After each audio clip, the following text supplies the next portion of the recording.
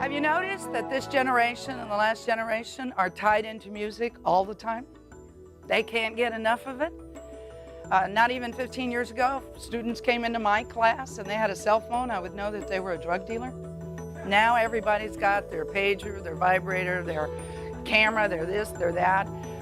Yeah, their iPods. Everybody's got an iPod. It's very, very, and now they're texting to each other. I mean, it's just an amazing thing that these children have music going in with everything they're learning from day one.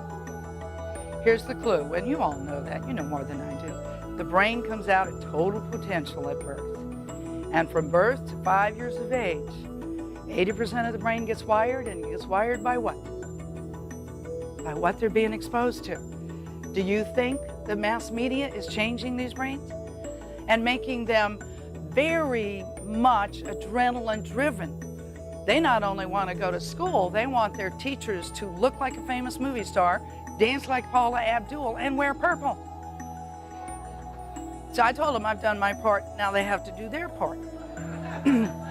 But they say everywhere we go, we have music except the classroom. So, okay, the music, generally I can't get into that part. They will listen and I have to tell them, just try the 6 out, well 8 are really there.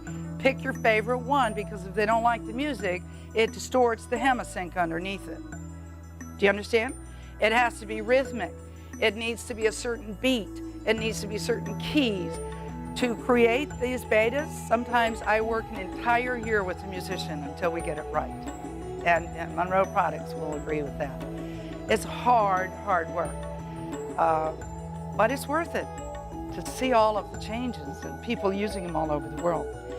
So where did we get the frequencies? Dr. Robert Sorensen was, and Suzanne Evans Morris, we worked together way back then, but he was the one who came up with the ADD sufferers with the beta hemi-sync that he and Mark Serto had agreed on.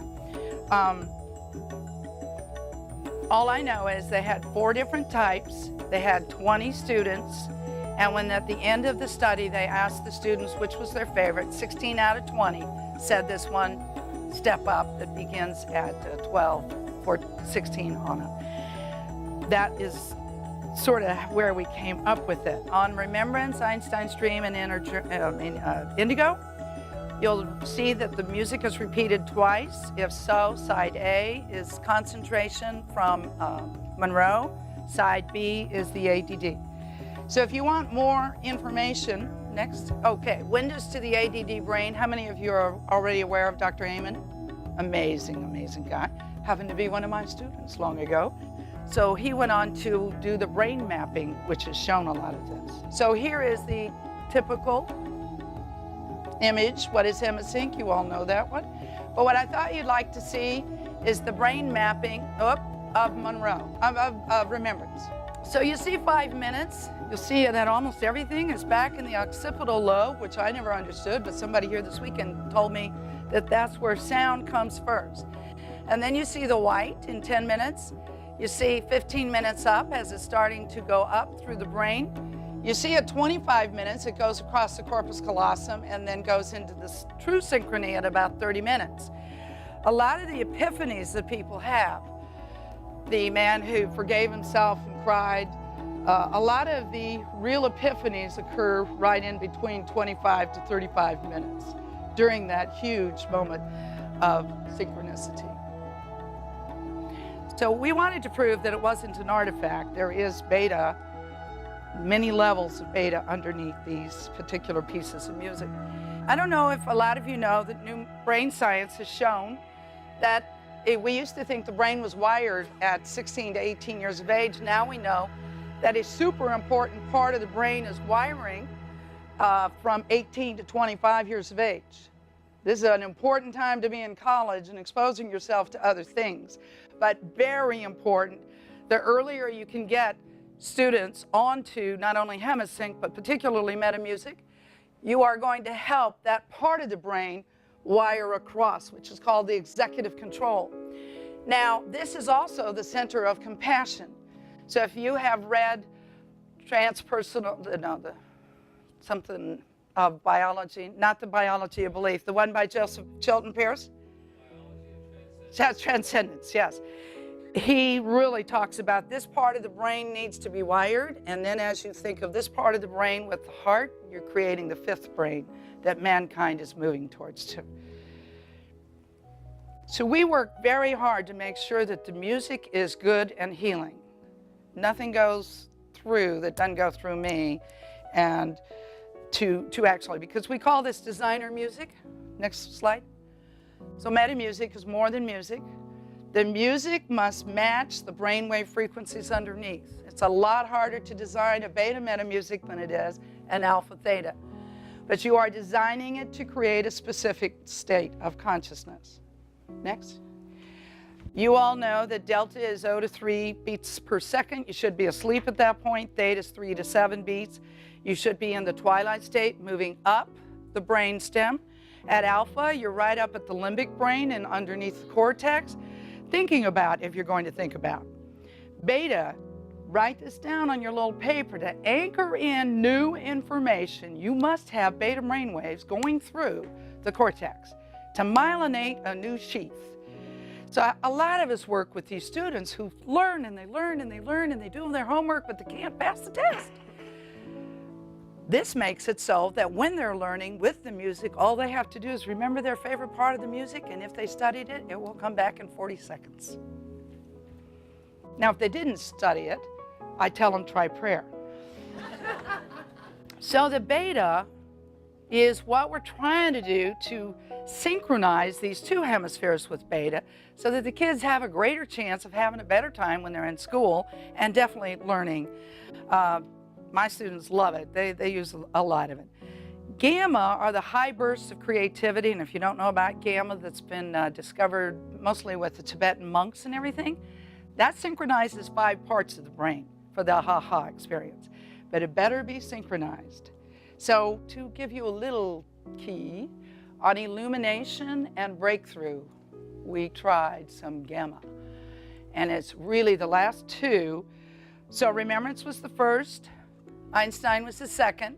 That's the Mozart effect. Indigo is another one by J.S. Epperson. Indigo took 3 years for John Epperson. I believe that it's something to do with the Indigo Kids, but that's not why we named it that, because the Indigo Kids weren't around at that point. Seasons at Roberts Mountain is by, we took the Vivaldi, which a lot of the Baroque effect was done. Baroque Garden was done by someone else, but that's definitely about Baroque. Higher is a alpha theta one. I don't know why we have it there. So the newest ones, which have been now, we're adding them in so much because actually beta is very, very popular with lots and lots of people. Lightfall is by Lenore Paxton, and we took 3 Bach pieces. Illumination is another one by J.S. Epperson. That was a toughie to do, but that was the first one.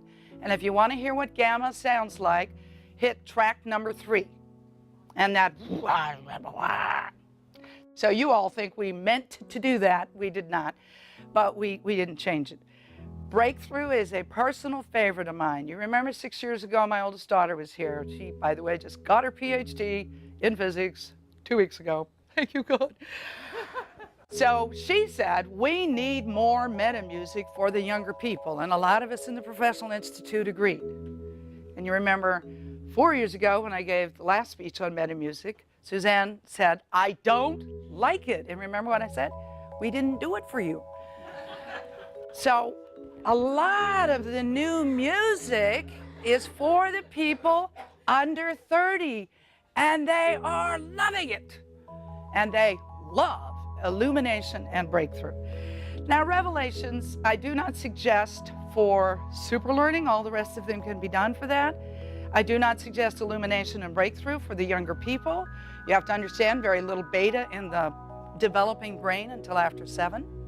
You knew that, I'm sure. So save that for the adults. The more hyperactive, you would use illumination and breakthrough. When in doubt, for the classroom, I think the 2 best ones are remembrance and lightfall. I think lightfall is just fabulous. No teacher would ever get in trouble for using Bach. They're all for super learning and peak performance.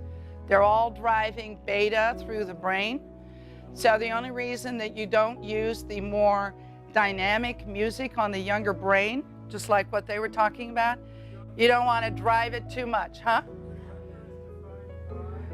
Generally under 7 years of age. Although I'm about ready to get into the autism research that I didn't do, but I personally don't use Einstein's Dream for kids under 7. I use the more organic, nice pieces. What? Okay, beta to gamma, the gamma starts at 32 beats per minute. The only two that have any gamma in them at all, well, actually 3 probably. Illumination, breakthrough, and normally gamma should distort the music so badly. Ask these poor guys, they are having so much trouble recreating the gamma. But I can feel it in my brain, and I would never use these with somebody on a manic stage, but it's great for somebody who's depressive. Okay, Revelations is actually the third one. It's the only one that is multiple musicians.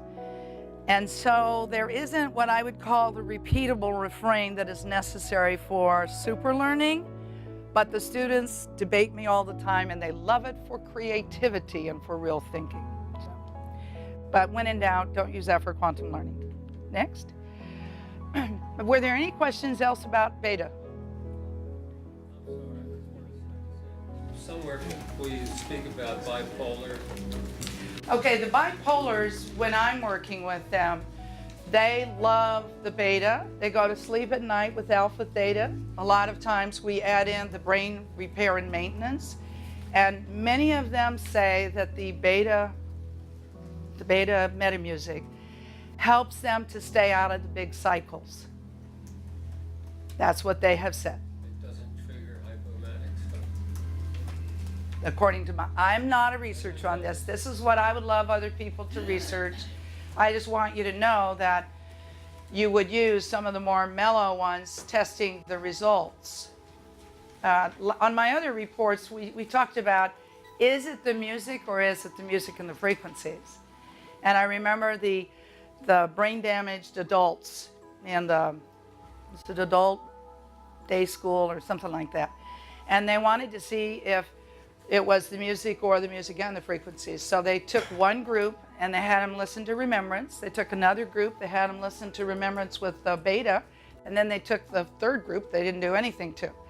2 weeks later, they measured their IQ before and after, and they were very disappointed that there was no tangible result. But if they'd asked me, I told them you couldn't do it less than 6 weeks.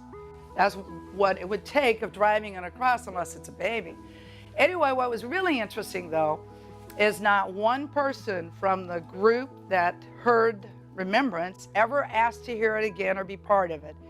All 20 of the people who had been in the group with hemi-sync and the music all asked when they could be part of the group again.